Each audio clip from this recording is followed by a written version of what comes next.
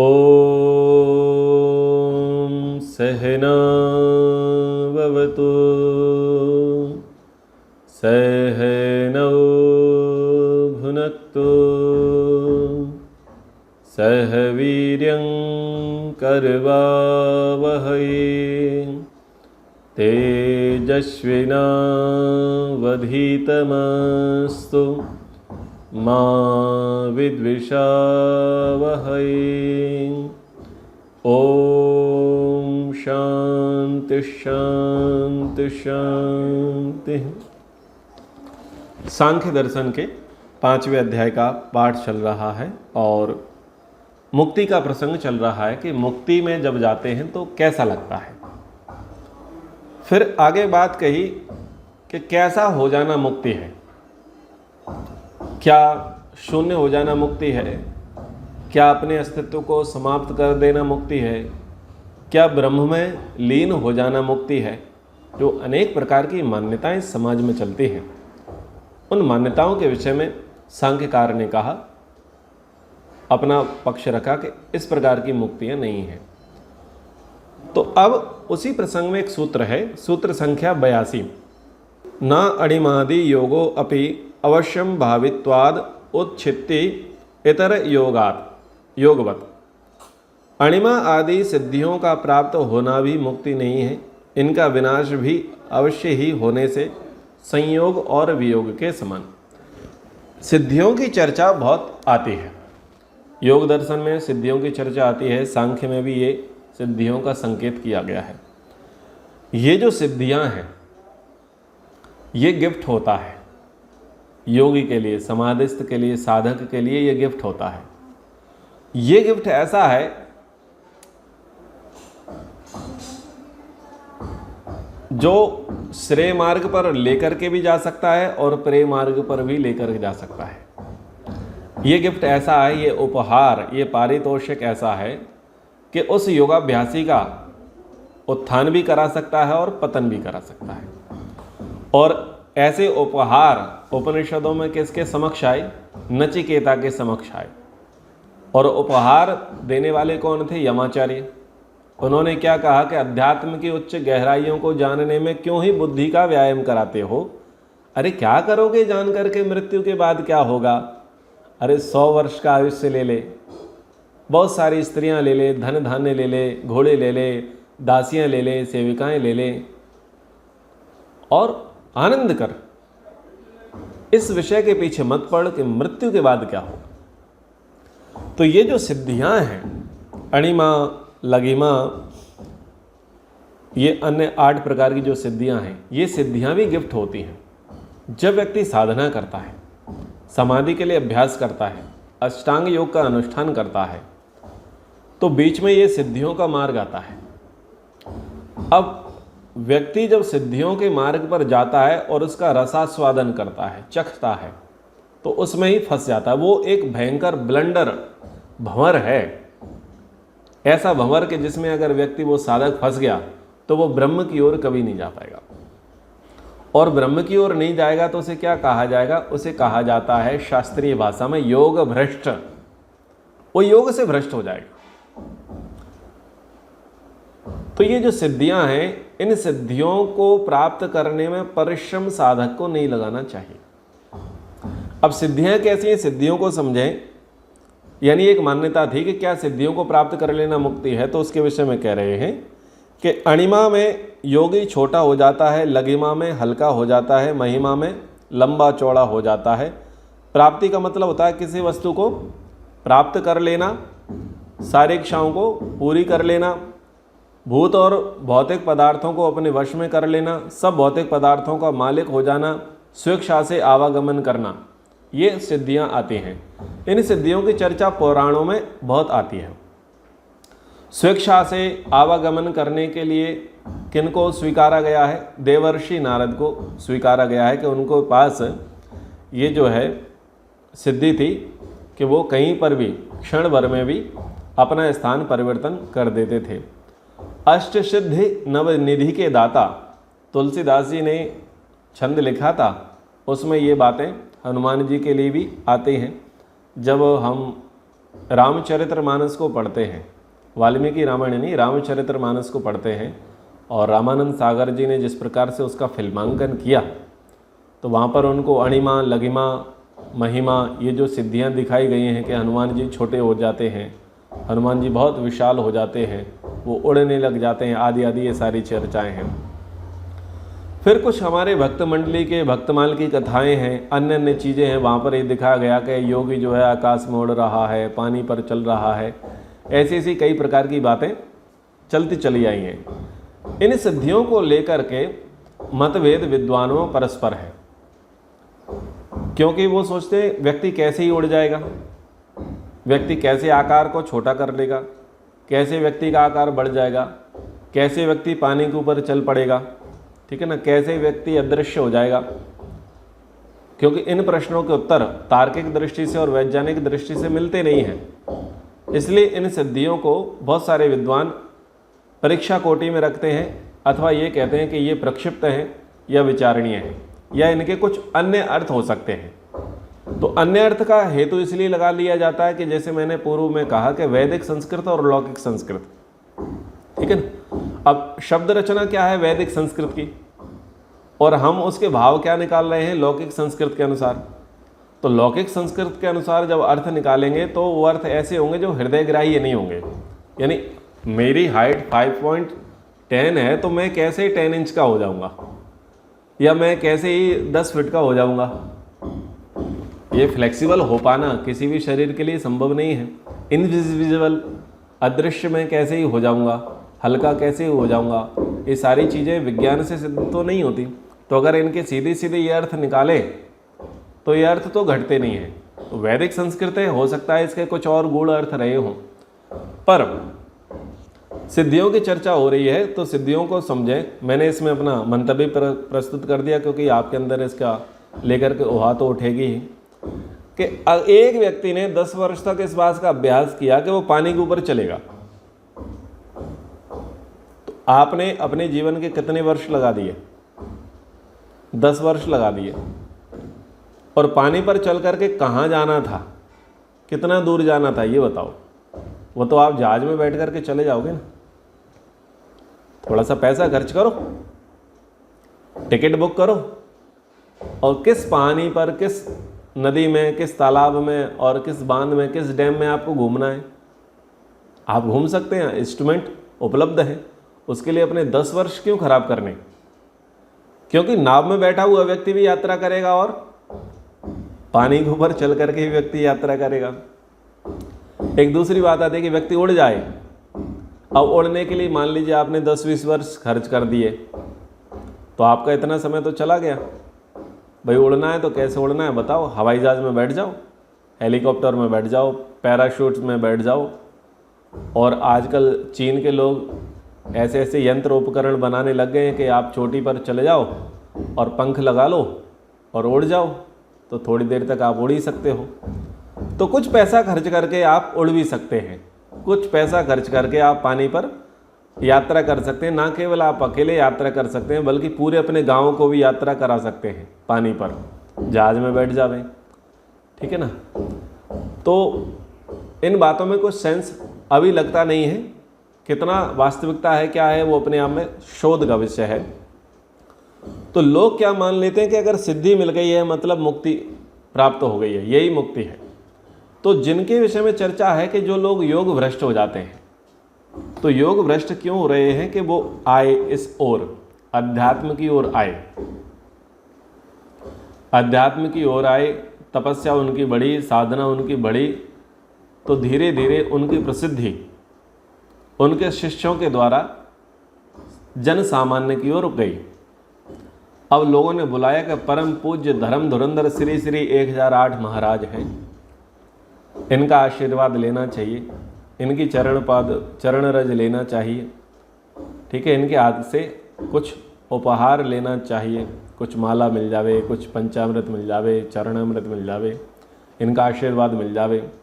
बोले क्यों, बड़े सिद्ध पुरुष हैं। और जो व्यक्ति सत्य बोलता है तो उसके लिए क्या कहा जाता है कि उसकी तो सारी क्रियाएं जो है सफल होती हैं। सत्य बोलने वाला व्यक्ति है, उसका तो सारा काम ठीक ठाक होगा। तो ये इस प्रकार की सिद्धियां होती हैं, सामान्य व्यक्ति की अपेक्षा विशेष होती हैं, तो लोग मानने लग जाते हैं। लोग क्या करते हैं कि पर्याप्त धन खर्च करते हैं, पर्याप्त सम्मान देते हैं, पर्याप्त सुविधाएं देते हैं। वो सम्मान, वो सुविधाएं, वो वैभव किस बात का था?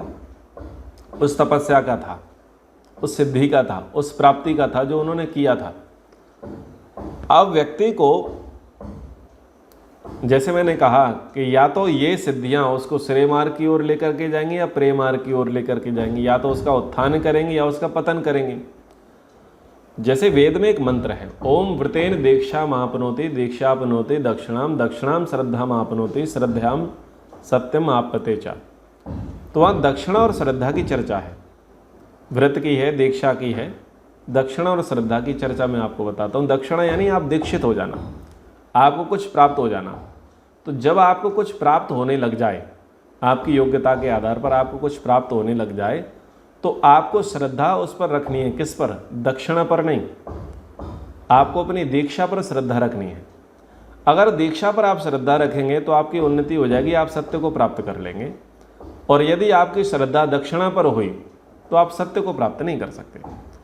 इस प्रसंग में इस बात कहने का तात्पर्य यह है कि आपकी प्रसिद्धि हुई, आपको सिद्धियां प्राप्त हुई, लोग आपको मानने लगे, आपका जय जयकार करने लग गए, तो ये उन सिद्धियों के कारण है, उस तपस्या के कारण है। अब अगर आप इसमें रज गए, इसी में घुस गए, इसी में रम गए, तो जो आपने वर्तमान में हस्तगत किया था वो आगे जाकर के क्या होगा? विनाश को प्राप्त हो जाएगा। और आपने ये हस्तगत, आपने ये प्राप्त कब किया था? जब आपने स्वयं को श्रेय मार्ग का पथिक बनाया, तो रास्ते में ये चीज़ें आपको मिल गई, और रास्ते में आपको ये चीज़ें मिल गई और आप इसी में रच बस गए, और आप क्या हो गए? योग भ्रष्ट। यानी आपको ईश्वर को प्राप्त करना था, आपको मुक्ति को प्राप्त करना था, और आप प्रलोभनों में फंस गए, प्रलोभनों की प्रशंसा में फंस गए। तो श्रेय मार्ग पर जाना था और कहाँ चले गए? प्रेम मार्ग पर चले गए। उत्थान को प्राप्त करना था, कहाँ चले गए? पतन को प्राप्त हो गए। तो यहाँ पर अब श्रेय मार्ग की ओर कैसे जाएंगे? यहाँ पर उत्थान को कैसे प्राप्त करेंगे? यहाँ पर सत्य को कैसे प्राप्त करेंगे? तो जब आपको लगा कि मेरा इतना करने से, इतनी प्राप्ति करने से, इतनी साधना करने से जब लोग मेरा इतना सम्मान कर रहे हैं, तो निसंदेह संसारपति तो प्रेम करेगा मुझसे, अगर मैं इससे आगे बढ़ूंगा तो ऐसे में उस व्यक्ति को उन सम्मान को स्वीकार करते हुए, पर उसी में ना रमते हुए, उन चीज़ों को वहीं पर छोड़ करके और अधिक वेग से समाधि के लिए, मुक्ति के लिए, प्रभु प्राप्ति के लिए प्रयास करना चाहिए, यानी उस पर श्रद्धा रखनी चाहिए। तो वो सत्य को प्राप्त कर लेगा, वो श्रेय मार्ग को प्राप्त कर लेगा, वो अपना उत्थान करा लेगा, मुक्ति को प्राप्त कर लेगा, वो योग भ्रष्ट नहीं होगा, वो योगनिष्ठ हो जाएगा। कब? जब उसने देखा कि मुझे ऐसे ऐसे कार्यों को करने से क्या मिल रही है? प्रसिद्धि मिल रही है, प्रशंसा मिल रही है, लोग मुझे अच्छा मान रहे हैं, और मेरे बहुत सारे कार्य निर्विघ्न रूप से सफल हो रहे हैं। तो इसमें वो किसकी कृपा माने? ईश्वर की कृपा माने, और ये भी जाने कि मेरा रास्ता सही है। ये उसके सिम्टम्स हैं, ये उसके लक्षण हैं कि अब मुझे कुछ चीज़ों की प्राप्ति हो रही है, होने लगी है, अनुभूति हो रही है, होने लगी है। तो अब मैं इनमें ना रुक जाऊं, इन्हीं में ना फंस जाऊं, मेरा रास्ता सही है, मुझे इंडिकेशन मिल रहे हैं, तो मैं अब आगे बढ़ जाऊं। तो जो आगे बढ़ जाएगा वो योगनिष्ठ हो जाएगा, और जो वहीं पर अपना डेरा डाल लेगा वो योग भ्रष्ट हो जाएगा। ठीक है? हमारे भारत में जितने भी साधु संत पूजे, वो ढोंगी पाखंडी लोग नहीं थे। जो ढोंगी पाखंडी लोग होते हैं वो एक सीजन से ज़्यादा नहीं चलते, उनकी वैलिडिटी एक सीजन है, क्योंकि वो तो फ्रॉड है। लेकिन कई लोग वो हैं जिन्होंने वास्तव में ब्रह्मचर्य व्रत का पालन किया, गृह त्याग किया, अपनी वेशभूषा बदली, लंबे समय तक तपस्या की, किसी गुरु का सानिध्य प्राप्त किया, किसी प्रकार के शास्त्रों का अध्ययन किया, और फिर जाकर के वो लग गए, बाद में जाकर के वो पूजे। पूजना स्वाभाविक था, कोई बुरी बात नहीं थी, लेकिन वो पूजन में फंस गए, और बाद में जाकर के वो कहाँ पहुँच गए? वो जेल की सलाखों तक पहुँच गए। समझ में आ रहा है ना? मुक्ति तक जाना था और वो संसार में ही बंधन में पड़ गए। यूं तो आप और हम सब संसार के बंधन में हैं, पर वो भी संसार वाले लोगों के और बंधन में चले गए, जहां पर संसार के लोग उन्हें हे मानने लग गए, हे मानने लग गए, उस बंधन तक वो पहुंच गए। क्यों? वो जो प्राप्ति थी, जो सिद्धि थी, वो पची नहीं। फिर वहां पर उनकी येषणाएं, लोकेषणाएं, वित्तेषणाएं, पुत्रेषणाएं क्या हो गई?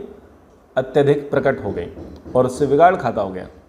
तो ध्यान देना, ठीक है, जैसे वैसे नहीं करना है। मैं केवल ये बता रहा हूं कि उनका आरंभिक जीवन खराब नहीं था। उन्होंने सिद्धियां प्राप्त की, उन्होंने तपस्याएं की। सिद्धि से मतलब इन सिद्धियों की बात नहीं कर रहे। सिद्धि का मतलब होता है प्राप्ति। जो सामान्य व्यक्ति को जो चीजें सुलभ नहीं है, वो चीजें उनको सुलभ हुई साधना से। उन सिद्धियों की चर्चा यहां पर जो तुष्टि दोष जो कहे हैं, जो 28 प्रकार की अशक्तियां हैं, वहां पर भी सिद्धियों की चर्चा आई है ना। 8 सिद्धियों की चर्चा वहां पर भी आई है कि किसी को पढ़ाने से विद्या आ रही है और किसी को बिना पढ़े विद्या आ रही है। किसी को ओहा स्वयं प्रकट हो रही है। कोई संकल्प मात्र करता है और उसका काम स्वयं होने लग जाते हैं। जैसे आप लोगों ने रियलाइज किया होगा कि आपने पुस्तक उठाई है, लेकिन आप जिस पेज को पढ़ना चाह रहे थे वही पेज खुल गया है। आपने रियलाइज किया कि बहुत दिनों से इस व्यक्ति से बात नहीं हुई है, लेकिन बस आप इच्छा कर ही रहे थे कि उस व्यक्ति से बात नहीं हो रही। या तो वो व्यक्ति आपके दरवाजे पर आ गया, उसका फोन सामने से आ गया, उसका कॉल सामने से आ गया। आप इच्छा कर रहे थे कि देखो मेरा ऐसा हो जावे, बहुत समय से अपेक्षा है, और पता चला सहसा वो चीजें हो रही हैं। तो ये क्या है? ये एक संकेत मात्र है कि भाई आप अच्छा काम कर रहे हैं, आपको प्राकृतिक संयोग के रूप में प्राप्त हो रहे हैं, तो आप लग जाओ, आगे बढ़ते चले जाओ। इनका प्रचार, इनका प्रदर्शन नहीं करना। मैडम ब्लेवर्स्की जो थी वो हठ योगिनी थी, और वो योग विद्या सीखने के लिए भारत में आई थी स्वामी दयानंद जी के पास। स्वामी दयानंद जी का प्रभाव उनको पता था, उनकी तपस्या उनको पता थी। तो ऐसे कई लोग थे, विदेश के भी थे और भारत के भी थे। वो चाहते थे कि गुरुजी हमें पता है कि आप कई प्रकार की सिद्धियों से आप ओतप्रोत हैं, बहुत प्रकार की विधाएं आप जानते हैं, क्योंकि आप अनेक प्रकार के योगियों से, बाबाओं से, साधुओं से, संतों से, अघोरियों से आप मिले हैं। तो आप थोड़ा कुछ करके दिखाओ ना। तो बोले फिर ये लोग मैं बंदर बन जाऊंगा और ये दुनिया वाले लोग मुझे मदारी बना देंगे। मैं बंदर बनने आया हूं क्या? भाई आप सिद्धि आपने प्राप्त कर ली, कोई ट्रिक आपको पता चल गई, तो आप क्या बनोगे? जैसे आप देखते हैं कि हर कोई मदारी बना हुआ है और एक टैलेंटेड व्यक्ति को उसने बंदर बना रखा है। सर एक बार मिमिक्री करके दिखाइए ना, ये डायलॉग बोल के दिखाइए ना। ये क्या ही करा रहे हैं बताओ? उसको बंदर बना रखा है। चाहे वो अच्छा गाने वाला हो, अच्छा डांस करने वाला हो, अच्छे डायलॉग देने वाला हो, जो रियलिटी शोज कभी आपको देखने को मिलते हैं ना, तो दृष्टिकोण देखो, वो फरमाइश करने वाला कौन है? वो मदारी है। और जिसके लिए वो कार्यक्रम सजाया गया वो कौन है? वो बंदर है। उसको बोल रहे हैं कि डायलॉग बोल के बता, ये करके बता, वो करके दिखा, पुशअप करके दिखा, ये आसन लगा करके दिखाओ, और फिर लोग तालियां बजाते हैं। भाई बंदर जब नाचता है तो लोग क्या करते हैं? तालियां ही तो बजाते हैं, एंटरटेनमेंट होता है। और उसके बदले फिर क्या कर रहे हैं? बोलो, लो आप अपनी टोपी निकालो और कुछ आपको पैसा मिल जाएगा। बस आपको टीआरपी मिल गई, कुछ लाइक, कुछ कमेंट, कुछ शेयर मिल गए हैं। बोलो हो रहा है या नहीं? बंदर वाला ही खेल है। हो रहा है या नहीं? बंदर वाला ही खेल है। ऋषि दयानंद जी ने कहा कि भाई मुझे बंदर नहीं बनना, लोग मदारी बन जाएंगे और मुझसे बोलेंगे स्वामी जी ये सिद्धि बताओ, हवा में उड़ के बताओ, या जो भी उस समय जो भी बातें रही हों। तो स्वामी जी ने उन चीज़ों का प्रदर्शन नहीं किया। लेकिन एक बार राजा ने कहा कि नहीं महाराज, मुझे लगता है मामला गड़बड़ है, तुम ऐसे कोई साधारण ब्रह्मचारी हो, कुछ विशेष नहीं हो, तुम में इतना कुछ बाहुबल नहीं है। तो फिर ऋषि दयानंद जी ने एक बार क्या किया? राजा की बग्घी का पहिया पकड़ लिया, चल भाई तू ले करके जा। तेरे में सामर्थ्य हो तो अपनी गाड़ी को, अपने रथ को आगे खींच के दिखा। अब बहुत चाबुक मारी है रथ में राजा के सारथी ने। बोले भैया जा नहीं रहा है, कहीं गड़ा भी नहीं है, क्या बात है? तो पीछे मुड़ के देखा, स्वामी दयानंद जी शांति से, एक होता है व्यक्ति वेग पूर्वक बल के साथ फुल एफर्ट्स दिखाता हुआ और किसी चीज को पकड़ा हुआ है हठ पूर्वक, ऋषि दयानंद शांति से खड़े हैं उसके पहिए को पकड़ करके। तो राजा उतरता है और पैरों में गिरता, बोले महाराज अब नहीं पूछना, हमें समझ में आ गया। तो ये जो सिद्धियां हैं, जो कुछ भी प्राप्ति है, ये प्रदर्शन का विषय नहीं है और फंसने का विषय नहीं है। अगर प्रदर्शन करोगे तो दुनिया तुम्हें बंदर बना देगी, क्योंकि दुनिया के लोग पक्के मदारी हैं, पक्के तमाशबीन लोग हैं, और तुम भी उसी लाइन में शामिल हो जाओगे। तो आप योगनिष्ठ व्यक्ति थे और आपको योग भ्रष्ट होने में देर नहीं लगेगी, इसलिए इनके चक्कर में नहीं पड़ना है। फिर इन्होंने, सूत्रकार ने जो बात कही कि ये जो सिद्धियां हैं, अणिमा, लघिमा, महिमा, प्राप्ति, प्रकाम, इशित, वसित्व, जो सिद्धियां हैं, चूंकि ये प्राप्त होंगी तो नष्ट हो जाएंगी, इनका वियोग तो अवश्यम भावी है ना। आपको ये सिद्धियां तो इसी जन्म में प्राप्त होंगी ना। और जन्म कितना है? संक्षिप्त है। जन्म कितना वाला है? अवधि वाला है, और अवधि तो पूरी हो ही जाएगी। तो ये क्षणिक जो सुख है, ये क्षणिक सुख का नाम मुक्ति नहीं है। क्षणिक सुख का नाम मुक्ति नहीं है।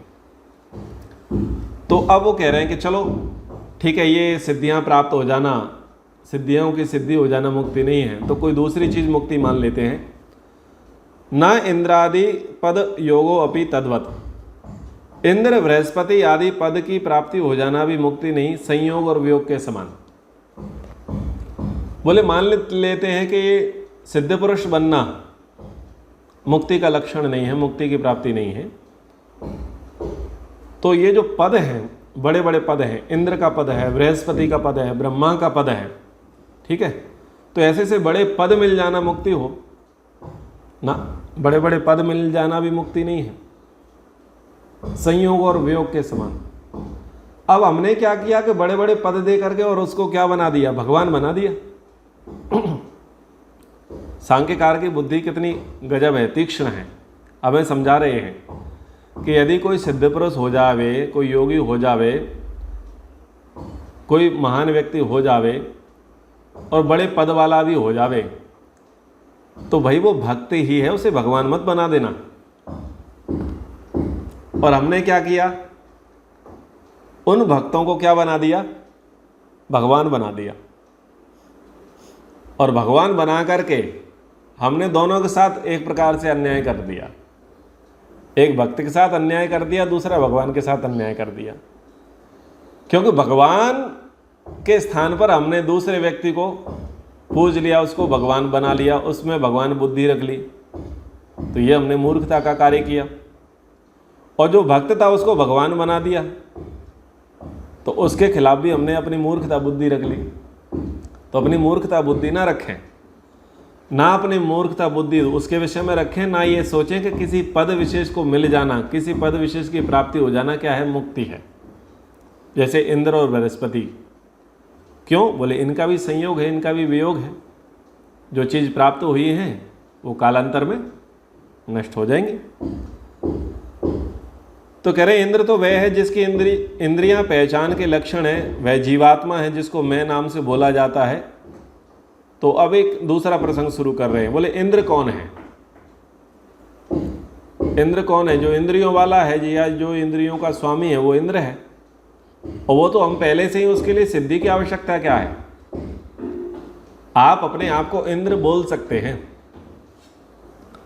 इंद्र बोल सकते हैं, आप अपने आप को राजा बोल सकते हैं, आप अपने आप को स्वामी बोल सकते हैं, आप अपने आप को पति बोल सकते हैं, आप अपने आप को पिता बोल सकते हैं। क्यों है ना? इसलिए आत्मा है। आत्मा को इन लक्षणों से, इन शब्दों से संबोधित किया जाता है ना? वो तो हम इंद्रियों के स्वामी हैं, इसलिए हम इंद्र हैं, इसमें क्या ही आपत्ति है? तो ये अलग प्रसंग यहाँ से चल पड़ता है। ना भूत प्रकृति प्रकृतित्वम इंद्रियाणाम अहंकारिकत्व श्रुते हैं। इंद्रियों की उत्पत्ति 5 महाभूतों से नहीं हुई है, इनकी उत्पत्ति अहंकार से सुनाई देने से। तो अब ये अलग सारा प्रसंग यहाँ से आरंभ हो जाता है। तो बस यही बताना चाह रहे हैं कि इंद्रियों की उत्पत्ति जो है 5 महाभूतों से नहीं हुई है, इंद्रियों की उत्पत्ति तो अहंकार से हुई है। ठीक है, बस इतनी सी बात इसकी है कि अहंकार से है। और इतनी सी चर्चा करने के बाद अब एक दूसरा प्रसंग छेड़ते हैं कि मुक्ति कैसा करने से मुक्ति मिल जाएगी। जब मुक्ति की चर्चा करते हैं या मोक्ष का उपदेश होता है या कोई मोक्ष के सन्यासी होते हैं, मोक्ष मार्गी मुमुक्षु सन्यासी होते हैं जो प्रायः मुक्ति का उपदेश करते हैं अपने व्याख्यानों में, तो कुछ जो जिज्ञासु लोग होते हैं, श्रद्धालु लोग होते हैं, भक्त मंडली होती है, वो कहते हैं गुरुजी हम कितना पढ़ लें तो हमारी मुक्ति हो जाएगी, कितना जान लें, मुक्ति के लिए कितनी स्टडी कम पर्याप्त है, कितना पढ़ लें, कितनी चीज़ों को जान लें तो हमारी मुक्ति हो जाएगी, आप हमें ये बता दो। ठीक है ना। तो यहाँ पर भी वही प्रसंग हुआ क्योंकि मुक्ति के विषय में पर्याप्त बात बता दी। मुक्ति कैसी है, मुक्ति कैसे मिलेगी, मुक्ति में क्या होगा, मुक्ति में जीवात्मा की स्थिति क्या है। तो मुक्ति का पर्याप्त यहाँ पर व्याख्यान हो चुका। तो आप ऐसे ही मान करके चलिए कि वहाँ पर एक कोई जिज्ञासु व्यक्ति है, वो पूछता है बताओ हम कितनी चीज़ों को जान लें तो उतनों को जान करके हमारी मुक्ति हो जाएगी। तो एक जिज्ञासु था, वो वैशेषिक दर्शन पढ़ करके आया था। तो उसने कहा कि ये 6 पदार्थ हैं, क्या उन 6 पदार्थों को हम जान लेंगे तो मुक्ति हो जाएगी। तो कह रहे न षड पदार्थ नियम तदबोधान मुक्ति है। 6 पदार्थों के ज्ञान से ही मोक्ष होता हो ऐसा अनिवार्य नियम नहीं है, अपितु प्रकृति पुरुष का ज्ञान होना अनिवार्य है। दर्शनकारों ने सबने अपने अपने तरीके से मुक्ति के लिए कुछ कंपलसरी रिक्वायरमेंट लिखी। किसी ने क्या कहा, 2 चीज़ों को जान लो। सांख्यकार ने क्या कहा, 2 चीज़ों को जान लो, प्रकृति और पुरुष को जान लो, इसका तत्व ज्ञान कर लो, आपकी मुक्ति हो जाएगी। किसी ने क्या कहा, 3 पदार्थों को जान लो, ईश्वर जीव प्रकृति, इन 3 को जान लो और मुक्ति हो जाएगी। किसी ने क्या कहा, सांख्यकार ने अपने वैशेषिककार ने क्या कहा कि 6 पदार्थों को जानो, 6 पदार्थों को जानो तो आपकी क्या हो जाएगी, आपकी मुक्ति हो जाएगी। और न्यायकार ने क्या कहा, बोले 16 पदार्थों को जानो, तो 16 पदार्थों को जानोगे तो मुक्ति हो जाएगी। सबने अपने अपने तरीके से अपनी बातें कही हैं, पर यहाँ सांख्यकार अपने तरीके से कहना चाह रहे हैं कि देखो ऐसा है कि आवश्यक नहीं है कि मुक्ति के लिए 6 ही पदार्थ हैं आप जानें, आप प्रकृति पुरुष का विवेक कर लेवे। मुक्ति में अनिवार्यता क्या है, मुक्ति में अनिवार्यता प्रकृति और पुरुष की है कि आप पुरुष हो और ये प्रकृति है, बस ये बात समझ लो। इतनी बात आपको समझ में आ गई और उसके अनुसार आपने आचरण कर लिया तो आपकी मुक्ति हो जाएगी। 6 पदार्थों को जानने के लिए आवश्यक नहीं है। तो सांख्यकार ने तो बोला भाई 2 चीज़ों को जान लो, लेकिन वैशेषिक पढ़ेंगे तो वो क्या कहेंगे, 6 को पढ़ो, 6 को जानो तो मुक्ति हो जाएगी। और न्याय दर्शन के पास जाएंगे तो वो क्या कहेगा, 16 चीज़ों को जानो, प्रमाण प्रमेय संशय प्रयोजन दृष्टांत सिद्धांत अवयव हेतुवाद छल जाति निग्रह स्थान, सारी चीज़ें जो हैं उनको जानो। तो बोले नहीं, इतने ज़्यादा लंबा कोर्स हमारा नहीं, हम इतने में काम करा देंगे। तो ये सबकी अपनी अपनी मान्यता है। तो षोडशादिषु अपि एवं 16 पदार्थों के ज्ञान से ही मोक्ष होता हो ऐसा भी नियम नहीं है, या केवल 16 पदार्थों को जानोगे तभी जाकर के तुम्हारी मुक्ति होगी, ऐसा नियम नहीं है। मुक्ति के लिए तो नियम यही है कि आप प्रकृति और पुरुष को जान लो। ठीक है। अब प्रकृति पुरुष का जो विवेक है वो 6 पदार्थों के माध्यम से भी हो रहा है और 16 पदार्थों के माध्यम से भी हो रहा है। बस यहाँ पर इसका उद्देश्य ये था कि संख्या के पीछे मत पड़ो, उन 6 द्रव्यों के पीछे मत पड़ो, क्योंकि आपको क्रमशः इसको पढ़ना है, इसको पढ़ना है, इसको जानना, उसको जानना है, इसके विषय में विवेक करना। फिर आप 16 पदार्थ हैं, 16 द्रव्य हैं, उनके पीछे जाओगे तो वहाँ भी आपको लंबा लगेगा, इसको जानो, उसको जानो, उसको जानो। लेकिन उन 16 में भी 2 ही चीज़ है, इन 6 में भी 2 चीज़ें हैं, तो आप केवल 2 को पकड़ो, प्रकृति और पुरुष को पकड़ो, उसके अंदर वो 3 भी आ जाएगा, वो 6 भी आ जाएगा, 16 भी आ जाएगा। ठीक है ना। तो ऐसे ही मुक्ति के लिए कहते हैं कि भाई, बहुत सारे कहते हैं मुक्ति के लिए क्या पढ़ना है, बोले 4 वेद पढ़ो, उपवेद पढ़ो, सांग पढ़ो, वेदांग पढ़ो, उपांग पढ़ो, ये सारी चीज़ें पढ़ो। बोले नहीं भाई, इतना मत पढ़ो, तू चाहे तो 6 दर्शन पढ़ ले, और 6 दर्शन पढ़ने से तेरी मुक्ति हो जाएगी। 6 दर्शन भी ना पढ़े तो 3 दर्शन पढ़ ले, 3 दर्शन पढ़ लेगा तो भी तेरी मुक्ति हो जाएगी। 3 नहीं पढ़े तो 2 ही पढ़ ले, सांख्य और योग, और वो भी नहीं पढ़ता तो तू एक योग दर्शन ही पढ़ ले। ठीक है ना। पर आचरण करना पड़ेगा। जानने के लिए आप बहुत सारी चीज़ों को जान सकते हैं, पर आचरण तो जिस पर करना है उसी पर करना पड़ेगा। तो इतनी चर्चाएं यहाँ पर हो गई हैं। अब 87वें सूत्र से चर्चाएं आगे करेंगे। समय के अनुसार कक्षा को विराम करते हैं। एक बार ओम का उच्चारण। ओ